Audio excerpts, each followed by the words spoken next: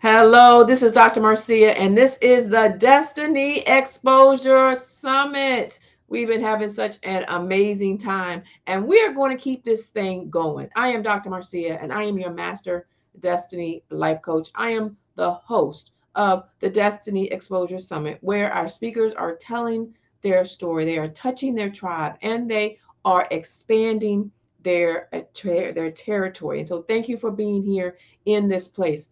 My next speaker, the next person coming to the stage is none other than Lisa Jennings. And so let's make some noise for her.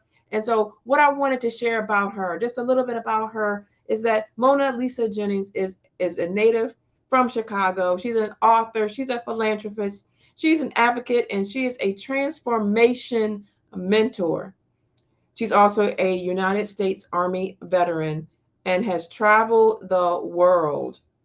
And so she's also a member of the 12-week training program Reboot Recovery, which is a faith-based trauma healing course and online community. Having been exposed to dysfunctional and depressive family traits, Mona Lisa strengthened her resolve and became a grief trauma survivor. And she aspires to serve as many people as possible to allow them to see and to live past their pain without judgment. She also shares her life experiences with women to give them the courage and the determination to save themselves from depression. Did someone say depression? From manipulation and codependent relationships. And by participating in various medical modalities and alternative healthcare, Mona Lisa also uses her experiences as a testimony to motivate women to health and to wholeness. And so without further ado, help me welcome Lisa Jennings to the stage. How are you? Hi, how are you? Thank you for having me here. It is so good to have you here. And don't you look great? You look very radiant. And thank you for accepting the invitation to be here. Thank you. I appreciate the invitation. I'm grateful. Thank you. Yes, yes. I am so excited to get into your story. I know just even reading the bio that there is so much here. And since I know some snippets of your story that are powerful, that are needed. And those that are watching, y'all get ready to hear the, I'll call it a story. It is a story, but it's your life. And it is going to be transformative as we dive into this. But as we get ready to go forward, Lisa, I want you to share just a little bit about who you are, where you live, what it is that you do, so that we can just kind of get a little bit more knowledge about you. Well, right now I live in Texas, Houston, Texas. I moved here almost a year ago. I am right now, I'm working with writing and my coaching, and so I can speak and inspire and help other women to get past their trauma and grief, to see things in a new light, to be a better you. Mm-hmm. Yes. That is so good, to be a better you. Who doesn't want to be a better you? Yes. But I think we struggle. Would you agree with that? We just don't know how. Yes, yes. Yeah, It yes. was very difficult. God made it, a lot easier, made it a lot clearer for me to understand. I'm just grateful that I was able to be a survivor coming through that spiritual warfare of that pain of grief that I went through. Yeah, and we're gonna walk it all down. But I'm gonna kind of throw one thing out, and I'm just gonna have you just to give us some more information. I know that one, you're a service disabled veteran, Yes. correct? Yes. Okay. And I know that you had some PTSD. Yes. And I want you just to kind of share with me what does that mean? How would you describe PTSD for maybe somebody who maybe has heard the acronym but they don't really understand what it is? It's post traumatic stress syndrome. And it's really when you've experienced some trauma and you go through life and you have these triggers, things that where there's a sense of smell or a thought or something someone may have said that may trigger you, and you kind of go through it. The biggest thing is you can survive and get past post traumatic stress syndrome. Mhm. Thank you, Lisa, for giving us that definition. Can you share where that came up for you? How did you, what was the incident that led to your PTSD?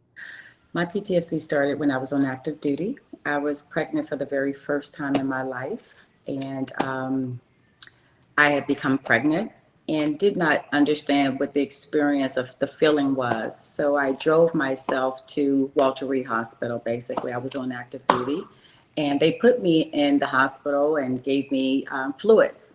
And they also gave me some medication that the indication was not to give it to African American women while pregnant. I didn't know. Once I was discharged, I went back home and I started experiencing a spasm, a seizure. And that was because of the medication. I didn't understand it. I didn't know I was having a seizure, had never had one. I attempted to try to go get help. And as I was trying to get help, I was put in a situation where I was put in a car with someone I didn't know, thinking that I was getting some help. And at that point is when I started getting sexually assaulted while I was having this neurological seizure. And it just really just the experience was just it was a lot where I just remember just blacking out at some point. The pain was just enormous. I'd never experienced any of these three things that I was experiencing for the first time in my life. I can just say one thing. This person dropped me off in the emergency room on the ground by the hospital. So I was able to be saved by someone actually getting me and taking me inside of the emergency room at that point. Wow. And from there, yes. Wow. You were sexually assaulted. How, well, tell me, what happened when you tried to share and tell? Because sometimes we don't say what happened, but what happened when you did speak up? When I spoke up, a lot of people kind of felt like I should be over it, that I was alive, that they didn't understand what post traumatic stress syndrome was. I didn't understand what it was. And I just got a lot of other people's limited beliefs. And it was just a lot of discouragements from going to get mental health care. In the circle where I grew up, the family, going to seek mental health was just not something that you were taught to do. You were actually encouraged not to do those things. And Absolutely. because I was on active duty, I was a leader. The embarrassment, the things that I had learned, I felt like I had done something wrong. I shared with my commanders, of course, they had come and actually picked me up from the hospital. And there was nothing done. The military really, at that point, was not really looking at sexual assault with women at the time that I was serving. So they didn't know how to deal with women who were being sexually assaulted at that time until years later when they became exposed with a lot of women sharing their story and they started dealing with it. So for me, it was just very difficult initially not having that support. Wow. Yeah, that's a lot. And thank you for persevering, for continuing to keep moving. And so this speaks to your resilience and how you're now able to help someone else Yes. with that. And so let's fast forward a little bit. And I know, as I said, there are multiple stories, there's multiple traumas that you have experienced. And I understand that you have several children, correct? Yes. How Yes. many do you have? I had three. I now have two. Two. Yes. Can you share with me, um, what happened there? My youngest son, I was going through a divorce and not understanding the situation that I was in during the divorce. It was narcissism from my ex spouse. I didn't understand what that was. I didn't understand I was living through narcissism through this divorce. And my spouse was actually manipulating the children. I understand now that in order to do the things that he wanted to do to affect me, it affected everyone else. My children, my boys, he actually had them coming out. And I guess, when you get intoxicated, so he would take them out, they would be intoxicated. He would share things that wasn't true, the manipulation. And this night was my birthday. It was supposed to be something powerful and strong for him, what he called my demise, because my birthday. So the day after my birthday, I saw my son. Not even 12 hours later, I get a knock on the door that my son was involved in an automobile accident, and he did not live. Mm. So it was very devastating. It was a lot. It was a lot that was involved. It wasn't just a simple car accident. He was more than 2 times the limit intoxicated after leaving his father. Mm. And at this time, where he was living in the state of Maryland, there was construction going on, and God was all in it. God was all there. They were doing construction. There was someone sitting in the median waiting to go across. They were not anticipating my son breaking formation. He broke formation. He sped. The truck that came across the median jumped his car, and the person that was in there was actually an illegal immigrant. This illegal immigrant had been stopped by law enforcement in the state of Maryland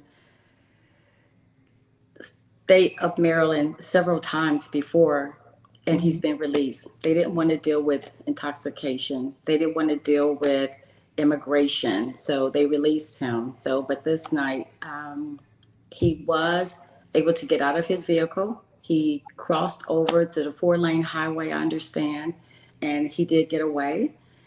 He did show up at the hospital, which wasn't far from the accident. I understand some people there that saw him. He ran away from the hospital after they acknowledged it, and he disappeared for 9 months. And when he came back, his wife and or girlfriend, immigrants do not have to disclose if they're married or their girlfriend. So the woman that called the police, she called because she was being beaten by him. She was Mm. scared for her life. And so they actually set him up and they picked him up, told him they were going to pick him up the following day, and they did. Put him in jail. It was just even more devastating when he came back because the only reason he got charged was because he left the scene of the accident with Mhm. blood coming out of his head. He made his way across that 4-lane highway because he knew what he had to do. I believe he was from El Salvador, is where he was from. Mhm. But he did not stay in jail. They had 4 charges against him. They dropped 2 right away. They really kind of focused on the idea that my son was intoxicated. This person was actually intoxicated that night.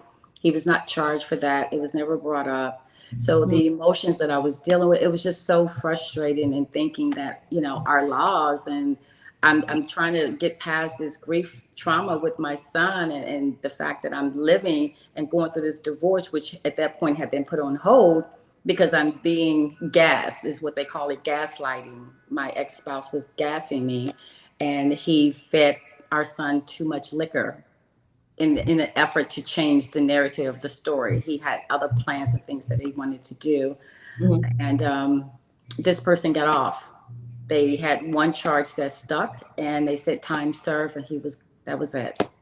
Yeah. And I just decided I just couldn't do any more pushing. I did contact ICE, and I acknowledged to them that we were in court. I gave them the case number.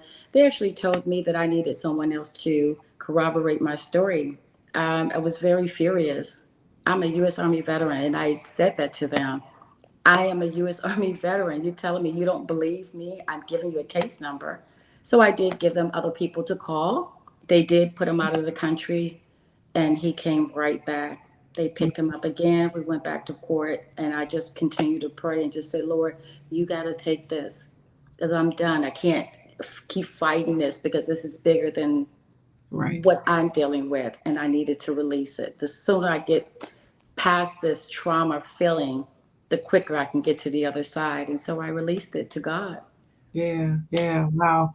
So first of all, I just want to offer my condolences for your son and for the journey and what you've explained is, I feel the pain, the pain of loss, but then there's the pain of the law enforcement not acknowledging and doing due diligence to bring the persons to justice.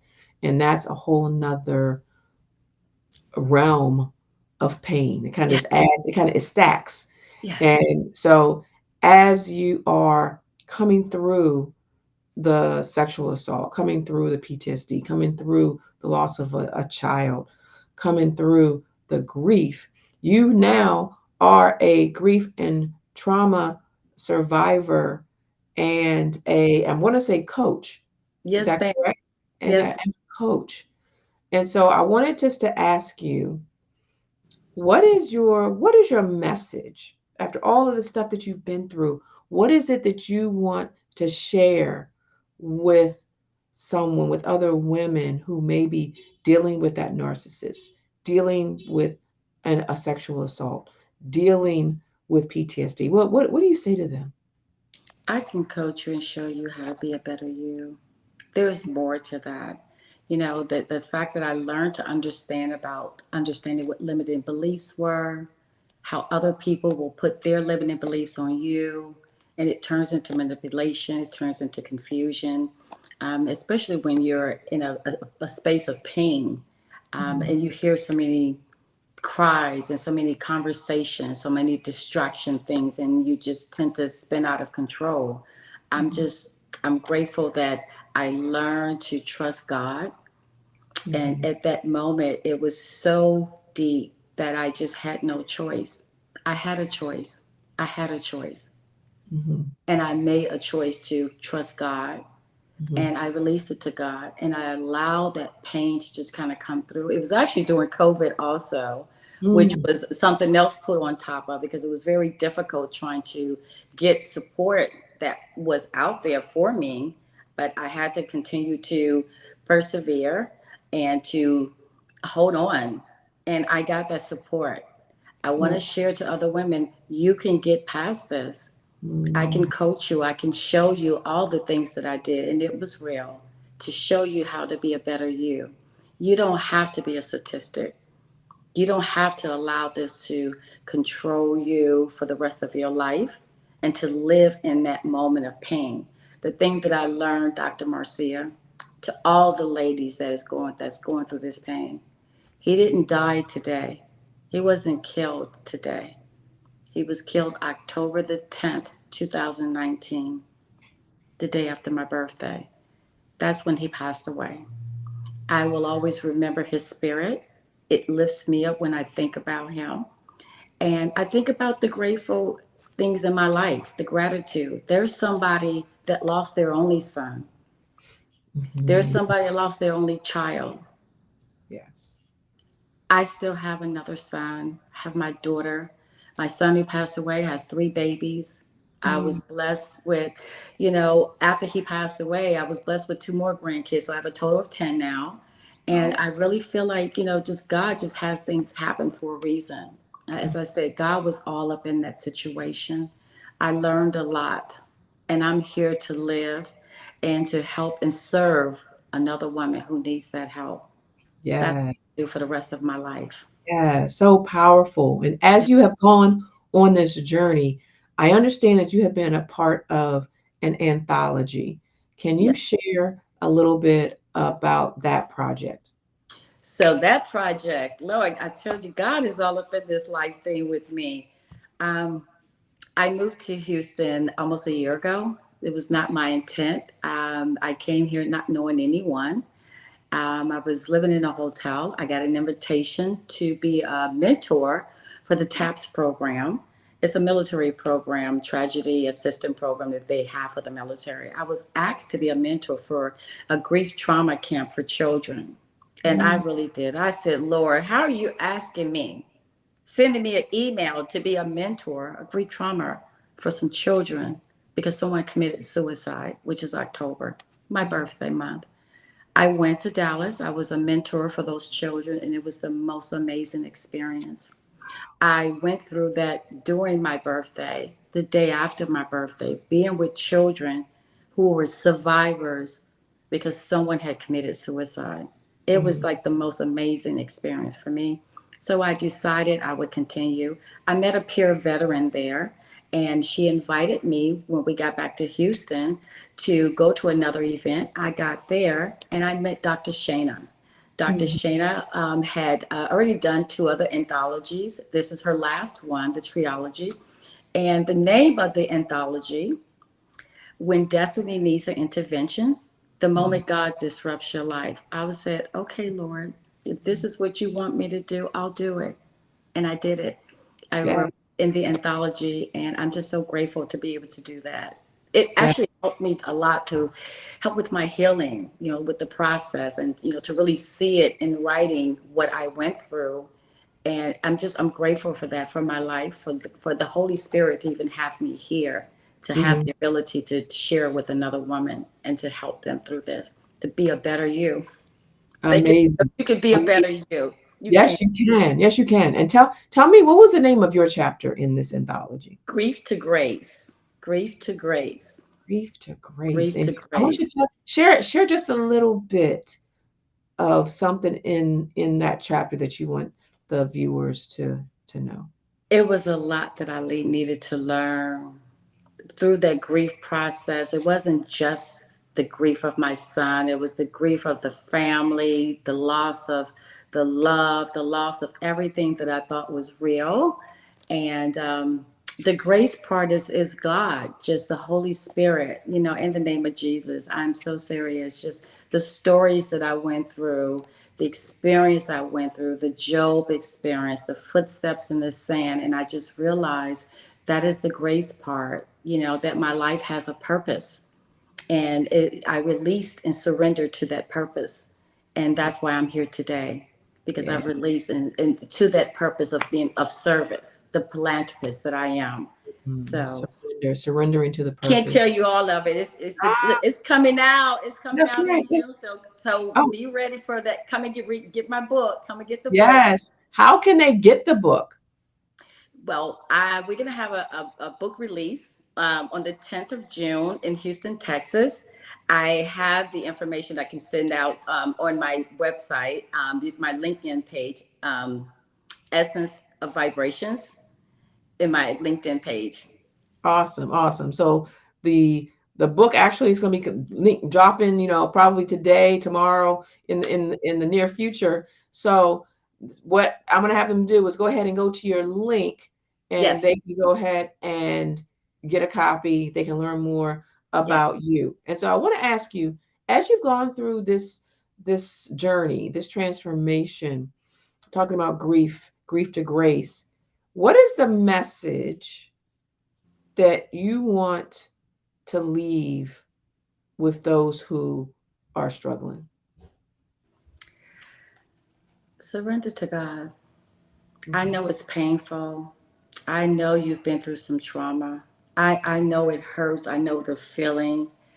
And it's hard. It's hard to think. It's hard to move. It's hard to breathe. It's hard to feel like you even want to live. But there is life on the other side, and you Yes. can make an impact, and you can be a better you. I think about sometimes the guilt that I put on myself, the things that I had done. You participate in things, and I had to learn to release those things. To be honest with myself, and clear my path, and just ask God to, order my steps, Mhm. to use me and show me what my purpose is, Mhm. and I can share those things with you through coaching. I have Yeah. so much more that I can share with you, but the message is you can be a better you. You Yeah. can live past that trauma and turn trauma into triumph. You can Yeah. turn that trauma into triumph. I know it hurts. And it sounds like to some people that may have gone through something a little different with the loss of their child, but the love that you lose is still the same, and the pain still feels the same. Mm-hmm. You can turn trauma into triumph, and you Yeah. can be a better you. Trauma into triumph. I love it. And so I know you are embarking on this coaching, being a personal advocate. If they want to reach out to you and to learn more about your coaching program, tell us again how they connect with you. They can connect with me on my LinkedIn, Essence of Vibrations, and it'll give you a lot more information. I'm actually working on still the platform for the coaching program itself, but it'll be out soon when the book is released in June of 2023. Yes, yes. So, so good. I am honored to have you and thank you for your service Thank in our military. And again, the trauma, the grief that you've been through, that's something that you don't wish on anyone. But what it has done, it has bestowed some power on you. Yes. I'm grateful to be here and be alive, to be in the space where I can share and coach and help someone else.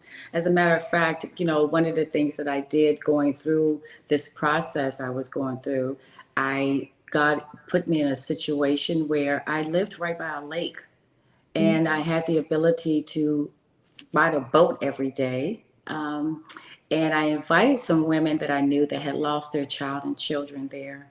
And we had a wonderful weekend. It was just an opportunity for them to just see that they're worthy, that they're still loved, to just let's do something together. And we just had a wonderful time. So I want to continue to do those things to help these women put a smile back on your face because you're still loved and worthy. Yes, To be a absolutely. better you, to be a Be a better you. better you. Yeah, so very powerful. Thank you so much Thank for sharing, you. Lisa. And I look forward to getting a copy of the book. I look forward to hearing you speak again. I look forward to hearing all about your coaching program when it Yes, ma'am. drops. And I see you smiling and laughing. And so that is so encouraging for those women who have had major loss, to see someone who has gone through all of of of the lows, but you're still able to come up, you're still able to live, you're able to laugh, Yes. and now you're going to be able to lead the Yes. women who need exactly what you have, not only in here but in here. In here. And it starts here. And Mhm. and I'm ready for this. And I'm Yeah, just so grateful for that. This smile, this feeling that I have of peace, yeah, and it just feels really good. I'm still alive. My son's spirit, we're all spirits. I realize that we are all spirits. We started that way, we'll always be a spirit. He's still a spirit. His spirit is still resonating. As long as I want to feel that spirit, I can bring it up anytime I want to. yeah. I don't have to allow that pain to control me in my life. Um, so that's where this smile comes from. He made me smile. Absolutely, absolutely. I'm happy. He was 24 years old. I had 24 years with him. I'm grateful. I'm grateful for all the moments. I wouldn't change anything. I wish I had done things different, but I wouldn't change anything in my life at this point where I am right now. To be in a place to actually to be able to help one woman, if it's just one, Just I'm grateful. If it's just one, if it's just one, one, just I'm one, here for you. just That's one. what I'm here for the rest of my life is to serve you, Yeah, to make a better you. I want to exactly. share all these secrets and show you where this smile came from. Yeah. So, so good. Thank you, Lisa, for Thank being you. on the summit. And as I said before, I look forward to hearing all that's coming down the pipe for you. Yes, ma'am. Thank you. And I'm so grateful for you, Dr. Marcia. I am just thank you. I thank God for allowing you to be here, to use you, to your voice, your ability to give this platform for someone like myself to be able to share my story. Thank you. Absolutely. All right, Thank until you. next time, take care. Thank you. You too. Bye, everyone. And there you have it, Lisa Jennings, such a powerful story. You can go ahead and contact her on her LinkedIn page at Essence of Vibrations. And so stay tuned for more.